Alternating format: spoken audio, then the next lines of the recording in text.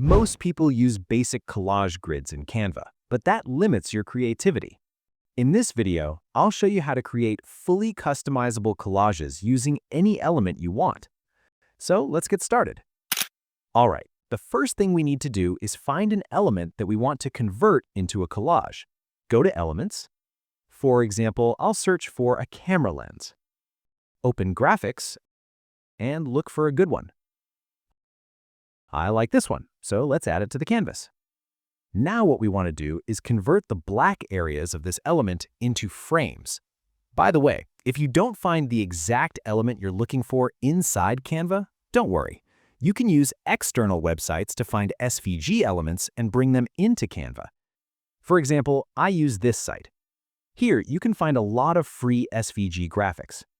Just browse different categories or search for something specific. Like I'll search for photography and find the one that I like.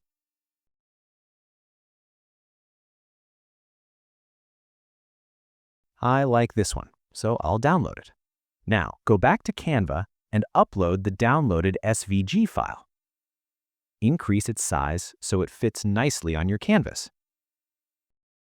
Next, we're going to convert this into a collage.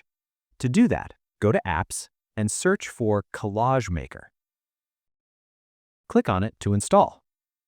I've already created a detailed tutorial on this app where I cover all its features. I'll leave the link in the description so you can check it out later. For now, we're going to use the Convert feature. Click on Convert Design to Collage. Set it to maximum size and make sure to enable transparent background. Then click on Export. Now the element is converted into frames. Right now, the masonry layout is selected. Switch to the split layout, which converts all the parts into separate frames. You can also select a specific color from your design to convert only that part into frames. Once you're happy with the result, add it to your design. Now the collage appears on top of your original element. You can delete the original graphic if you don't need it anymore. Next, simply drag and drop your images into the frames.